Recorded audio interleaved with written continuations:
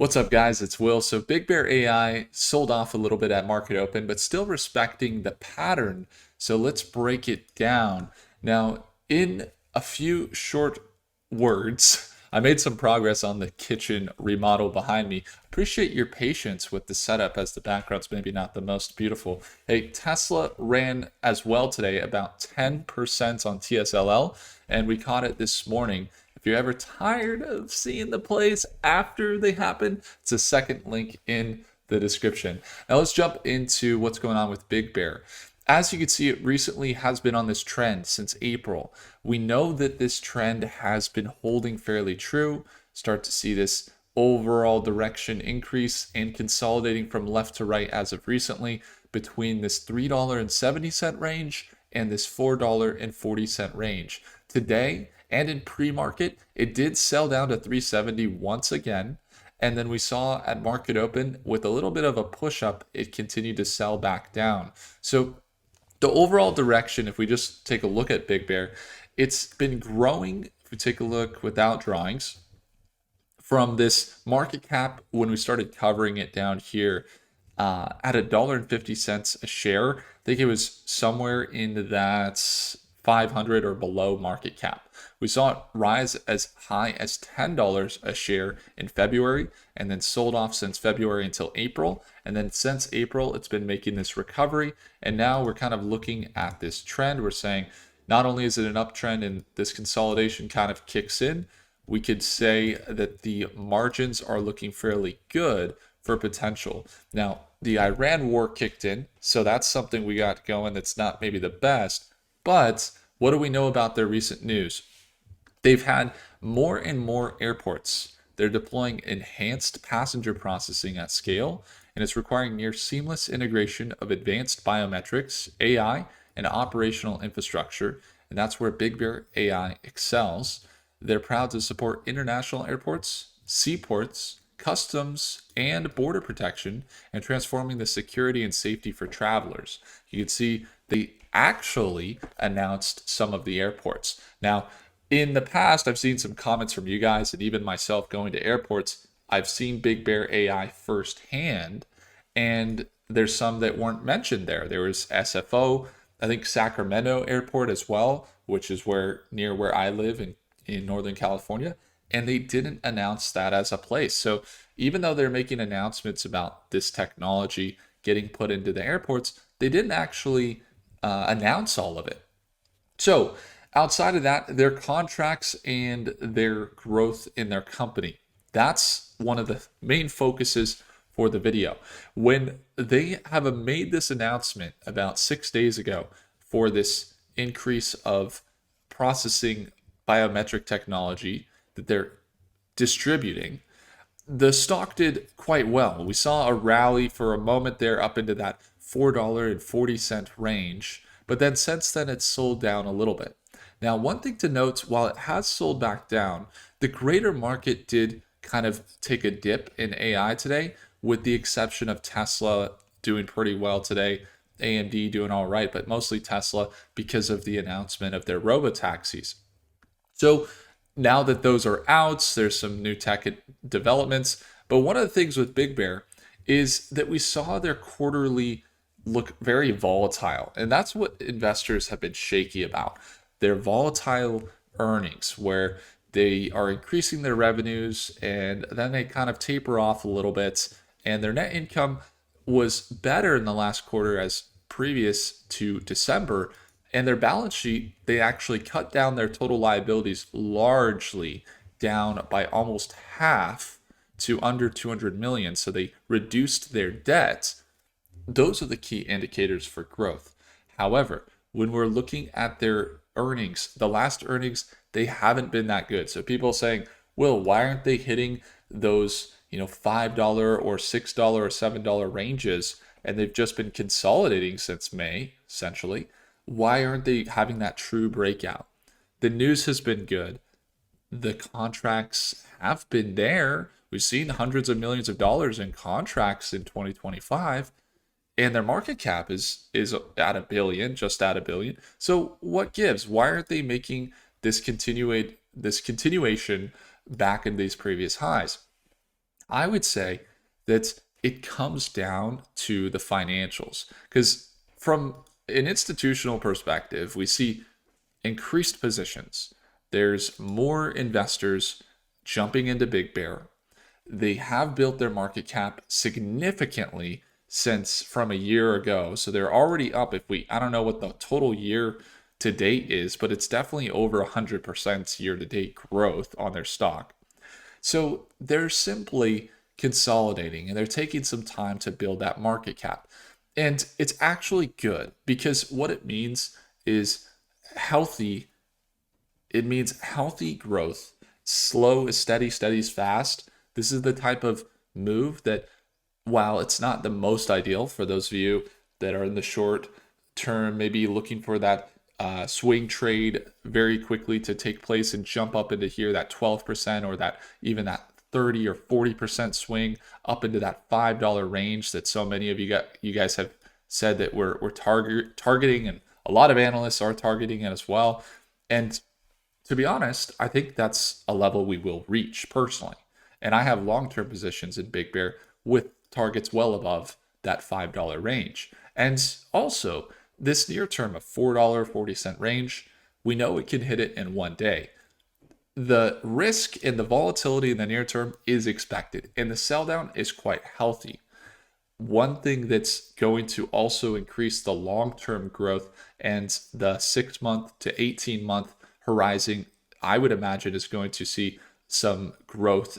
There's this link, a catalyst that many investors aren't talking about. And it's the same catalyst that a lot of companies might actually see some increased revenues from as well. And it's the World Cup. I think with the World Cup coming, we have this very scan. If they're at the port of entries, for example, they're working on their technology for monitoring, in this case, national security, critical infrastructure. With the World Cup coming in 2026 in North America, you can see they have a lot of contracts. They got Department of Defense, the Pentagon. They have some Navy Seaport contracts. They recently won a Department of Defense contract in 2025, which is actually not as common. So you see, since Doge took place in this past 6 months, and then also the change in administration, they've actually handed out less Department of Defense contracts. However, they won some Department of Defense contracts. They got the U.S. Maritime contract, which is similar to these are the types of contracts you see Palantir win, but you also see CTM stock win them as well. So that's been interesting. But the reality is most likely why they haven't seen that explosive growth is because the valuations, frankly, aren't at that level at which it makes total sense they would explode. Because with volatile income statements recently, the net income being pretty heavy before they just recently had reduced their debt, while their revenue has been steadily increasing, those net incomes kind of shook investors. And one thing they did, aside from lowering, and you see a lot of hype articles, they're definitely in full swing right now, so you got to be careful. Don't always listen to them. Go straight to the source if you can, because it helps a lot. Personally, I find that to be helpful. But the accuracy of the information will be good. But the reality is of this financials. The financials have basically slowed them. And they announced in their last quarter is that the quarterly revenues hadn't all been deposited in their bank account. They have some contracts that's, for example, the Army contract, 160 million 5-year. There's the Department of Defense and what have you. Those contracts don't always perfectly line up with the amount of money they're supposed to get, perfectly timing right in the quarter to reflect in the quarter. So they even said in their earnings call that there was some revenues that they had expected to hit their bank that were not yet hitting their bank, and that they would expect that to be a reflective potential increase in the next quarter and set guidance higher for the next earnings and revenue and their net income. And so when we're looking at the earnings per share and the PE ratio and all that, it's okay. It's not really like It's not crazy. So that's part of why they probably haven't had as much attention from big investors. Now, let's not forget their CEO that was recently appointed in 2025. Since he was appointed, we know he was previously Homeland Security, U.S. Department of Defense. Sometimes people say, "Will, are you like anti-immigrant or something? Like, why do you cover this stock so much?" And I tell people like, my wife's from Argentina. Like, I understand the immigration process very well, and I also have a lot of family from other countries that are immigrants, and I understand the whole dynamics, and I personally see it from a value perspective that when you go to the airports, and what I was saying with the CEO, he's gotten those airport contracts most likely. It's been as a result of this new CEO, because since came on, all these new airports contracts came out. Then you say, why? Why are they valued? Where is their value coming in those airports? Because you have, their different stuff they could do. They could do manufacturing, they could do travel and trade, intelligence.